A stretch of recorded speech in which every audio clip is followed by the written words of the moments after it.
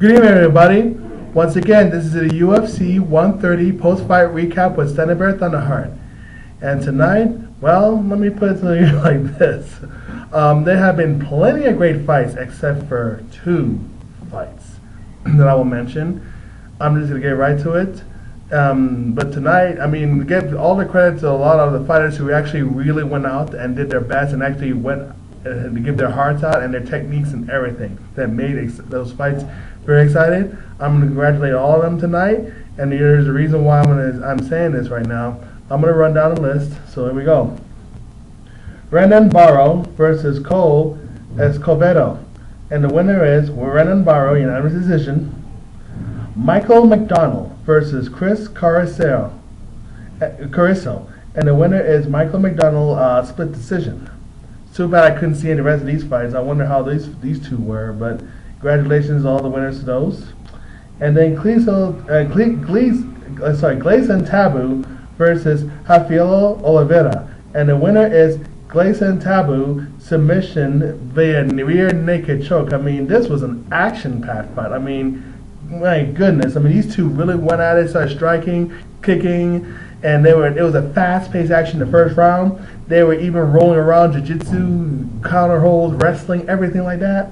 So it was a really action-packed fight. And then when it got to the second round, that's when Oliveira slowed down, and that's when Tibau really started getting on him, and even got to a point where he had him lean on the fence, and then before he was able to actually break him free, he gave him a nice uppercut, straight uppercut, got him down, and that's when he went and started really giving some hard pounds, ground and pound on the fence. And then finally, when he finally got him in a position where he was actually slapped the rear naked choke on Oliveira, and the man had no choice but to tap out. So congratulations, and it made submission of the night too. So congratulations, Gleison Tibau, for your awesome submission of the night victory.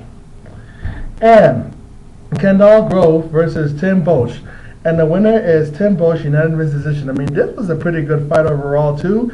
Of course, Tim Boetsch did most of the domination of the fight, but Glendale, of course, was not to be denied and was not going to be taken out easily. However, Tim Boetsch really started off the first round strong when he actually took him down and grounded and pounded him, and I thought Kendall Grove was done with in the first round.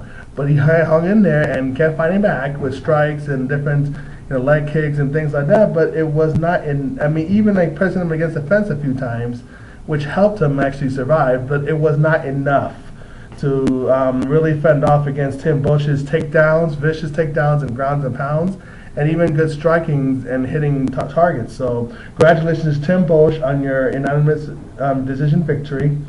And another action-packed bantamweight fight, former bantamweight champion Miguel Torres versus Demetrious Johnson, or they call him the Mighty Mouse. And wow, man, I guess this is my first time actually seeing him fight, so I can see why they call him Mighty Mouse. And the winner, of course, is Demetrious Johnson, unanimous decision. I mean, Mighty Mouse Johnson just went at him. He just simply, and I was wondering, wow, he really, took things to reckless abandon. I mean, he just went at him, kept, taking him down, striking him and everything. And then with the excellent Brazilian Jiu-Jitsu background that Miguel Torres has, I thought, man, this was a chance that he was probably going to, I thought he was so careless in the techniques and the way he went about it that I thought he would actually trapped him, and it almost happened a few times. I mean, he almost got to a position where he almost submitted him to whether it's, whether it's almost a Kimura or their triangles to the side and various things, but he could not hold on to these submission attempts, and Demetrious just kept having the dominant position on the top. And despite, Angle attempts at submission, it was not enough to fight off the Mighty Mouse. So congratulations, Demetrious Johnson, on your excellent unanimous decision victory. It was action-packed, fast, all over the place, but Demetrious got it tonight. So congratulations once again. And the next bout, Stann versus Jorge Santiago, and the winner is Stann TKO. I mean, this was a great fight overall too. Jorge Santiago was supposed to make a comeback to the UFC, but Brian was like, I don't think so. This is my turn. This is my time. I'm running with this. I'm knocking you out. And that's basically what happened. I mean, it was. I mean, Brian Stann was so loose, so good. I mean, he was just so confident. He knew he was going to get him at some point. And George was just struggling to find his rhythm, according to Joe Rogan, and he was right. He was not able to find his rhythm at all. And so Ryan Stann just kept hitting him and punching him around and kicking him and things like that. And they even try to, of course, George tried to press him against the fence and things like that, but it wasn't doing any good.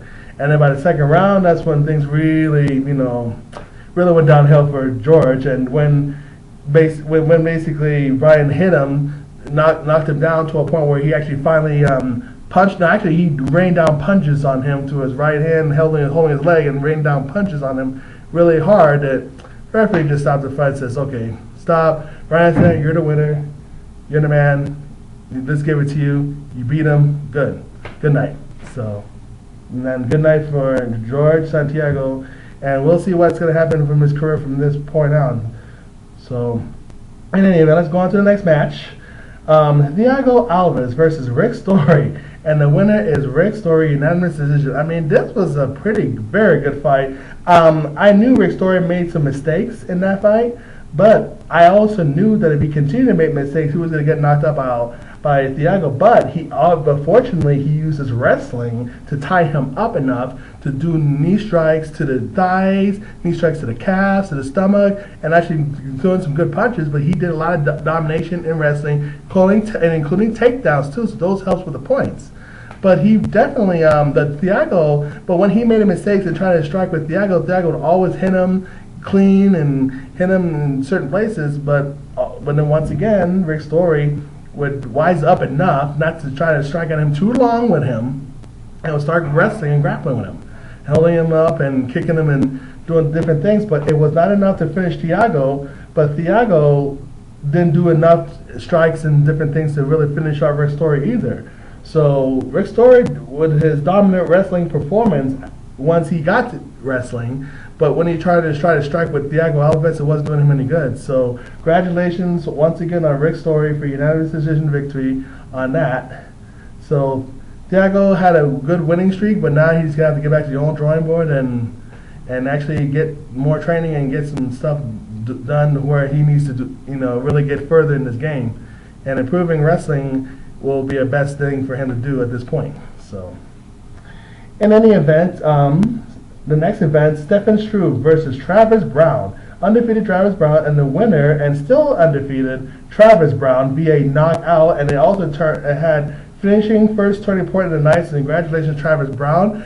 I actually thought that Struve was going to win this one, and he was kicking Travis Browne around and beating him up and getting some good leverage. Of course, Travis Browne was getting some good strikes. The problem with Stefan Struve was that he had so much leverage advantage, he didn't necessarily win for it tonight. He didn't even use it, very properly. Normally, this guy is the type of guy that has a leverage advantage than most of the heavyweights, except for those who are experienced and so forth. But he's even now learning how to use his leverage to actually get the better of his opponents, especially the last 5 fights that he has won.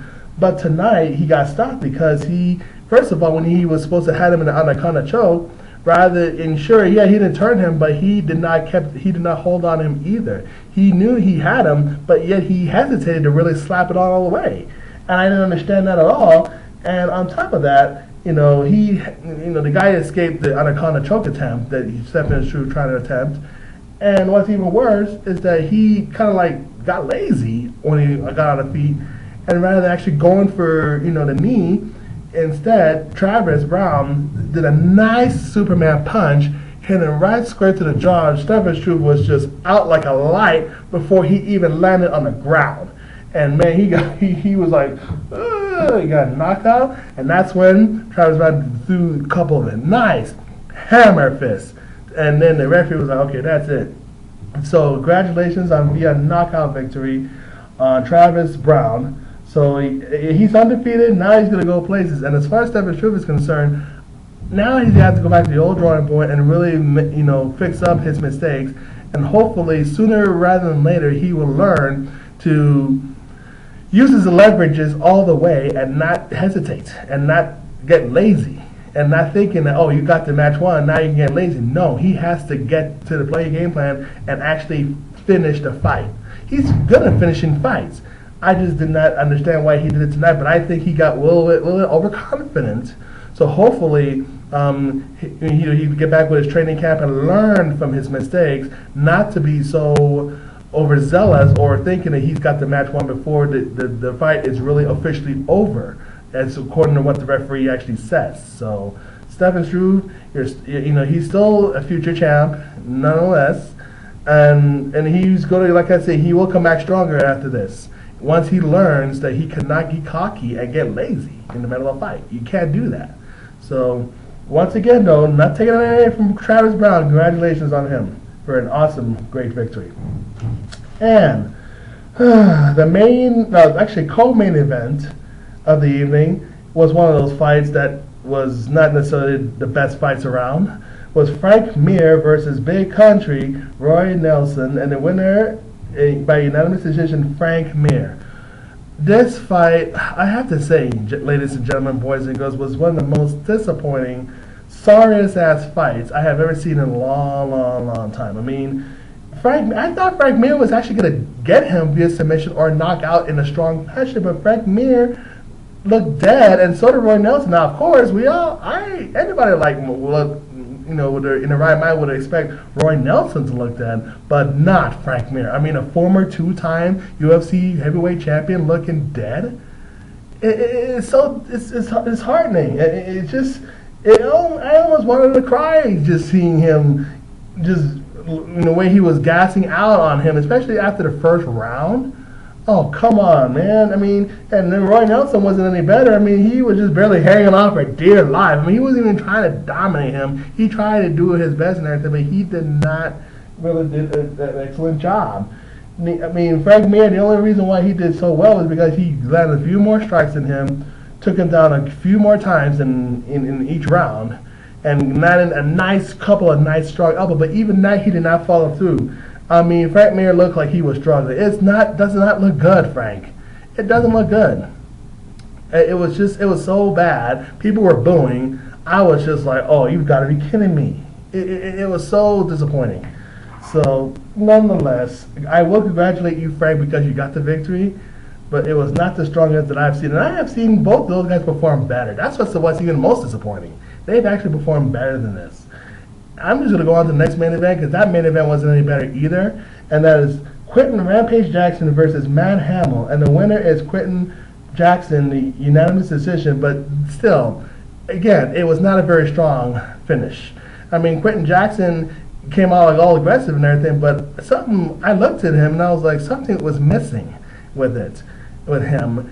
And Matt Hamill wasn't doing too well either, but at least he gave it his best shot. But Quinton Jackson was not following through with the punches. He's not he's stopping all of his takedowns, yes, so that was a great thing of Quinton Jackson's part. But in any event, I mean, Jackson did not look motivated at all. He didn't look like his heart was in it anymore. Maybe the movies, maybe the fact that he's acting in movies has really gotten to the point where he's going to have to make up his mind at some point whether he wants to do movies full-time or fight full-time. Because obviously he can't seem to be doing both anymore, it seems that. And he's been talking about retiring and things like that, but he has not really made up his mind. So obviously there's something wrong. There's no heart in it. As far as Frank Mir is concerned, the only guess I can come up with as far as any psychoanalysis that I can do on him is that he's got great victories, at least over Worko Crow Company and so forth, but when was the last time he actually had a real strong victory against anybody, including the last beatdowns that I've actually seen when he had was against Brock Lesnar in UFC 100, which Brock Lesnar in a rematch really beat him really bad, make him look like his match, that his submission victory against Brock Lesnar was a fluke. And on top of that, Shane Carwin beats the crap out of him, not even passing the first round. I mean, those things are still in Frank Mir's head, that he needs to figure out how to get past all that so he can really get stronger. Because I think all of this is all here. It's all psychology. It's all in his head. I think he's really slowing down because he's afraid of getting badly hurt on the inside. Yes, he's fearless and he knows what to do with it, when he gets into a fight, but he needs to really up his mentality game, his mental game, if he wants to progress further. Because, I mean, if I was any of these people in an organization, Dana White including or whatever, I would not give any of those guys a title shot anytime soon. Not Frank Mir for the heavyweight, and not Quinton Jackson for the light heavyweight, until they figure out exactly what they want to do in their lives for real and for sure. So, because those two main events were very disappointing. And all the other fights were great, so all the fighters that performed well. Not talking to you guys did well. So win or lose, you guys did well on the other events. I just wish that more main eventers would really show a little more heart than what we saw tonight. So, in any event, I'm just gonna get going. It was a pretty good event overall. It was just that the last two was not good. And I'm gonna get going.